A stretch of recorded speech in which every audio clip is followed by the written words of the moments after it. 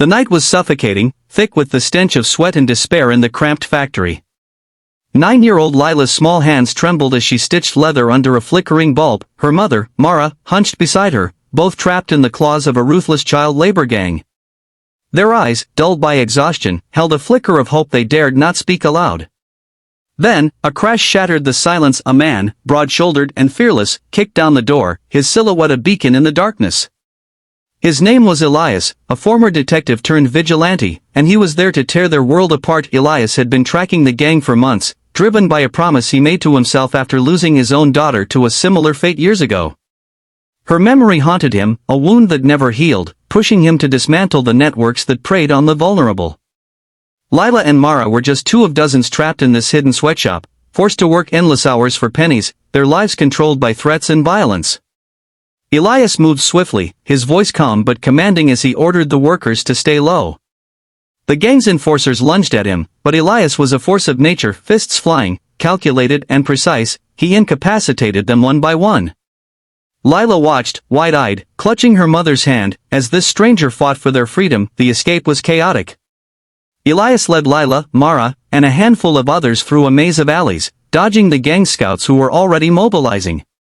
Mara's heart pounded, not just from fear but from the unfamiliar rush of hope. She'd forgotten what it felt like to dream of a life beyond the factory's walls. Lila, though, was terrified, her small body shaking as she clung to her mother.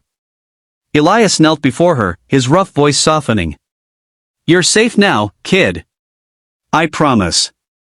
Those words, simple but earnest, planted a seed of trust in Lila's heart. They found temporary refuge in a safe house Elias had prepared, a small apartment stocked with food and clothes.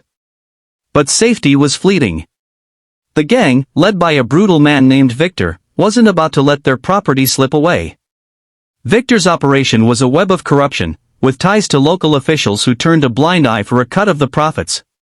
Elias knew this, and it was his first challenge: how to keep Lila and Mara hidden when the enemy had eyes everywhere.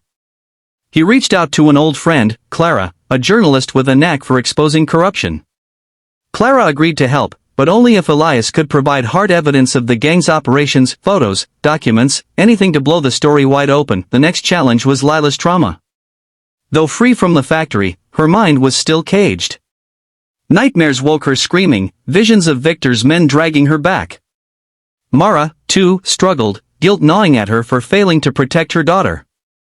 Elias, despite his tough exterior, saw his late daughter in Lila's eyes and made it his mission to help them heal. He spent evenings talking to Lila, teaching her to draw as a way to express her fears. Slowly, her sketches shifted from dark, jagged lines to images of flowers and open skies. Mara watched, torn between gratitude and fear that this fragile piece wouldn't last. It didn't.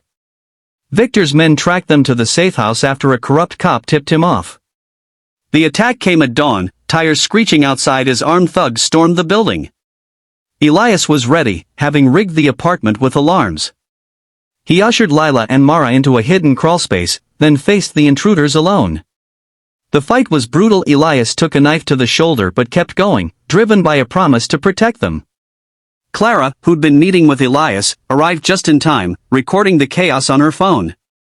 The footage captured Victor's men, their faces clear, tying them to the gang's crimes. With the evidence in hand, Clara worked fast, publishing an exposé that went viral.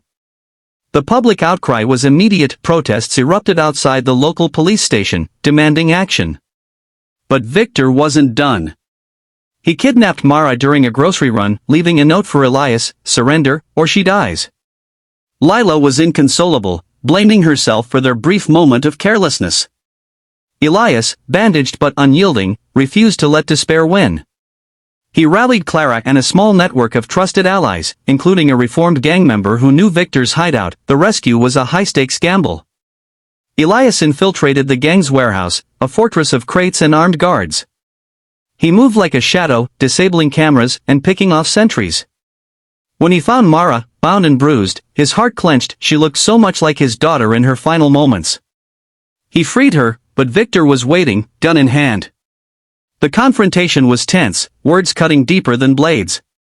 Victor mocked Elias's heroism, calling it futile. Elias didn't flinch. "You don't get to decide their worth," he said, then disarmed Victor in a swift, desperate move. Mara, summoning strength she didn't know she had, knocked Victor out with a pipe, ending the fight. The aftermath was a whirlwind. Clara's footage and follow-up articles led to Victor's arrest and the dismantling of his network. Corrupt officials were exposed, and the sweatshop workers were freed, given medical care and support. Lila and Mara moved to a new city with Elias's help, starting fresh with jobs and a small apartment. Lila began school, her drawings now filled with color, and Mara found work as a seamstress, this time on her own terms. Elias, though, didn't stay.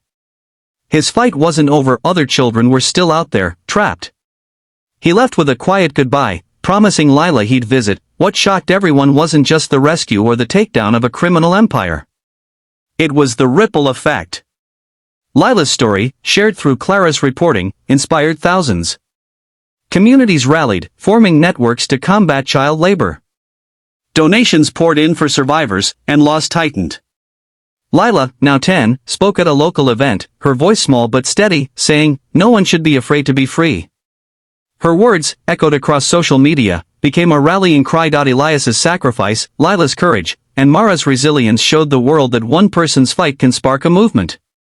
The story didn't end with a single victory, it began a wave of change, proving that even in the darkest corners, hope can break through, fierce and unstoppable. No.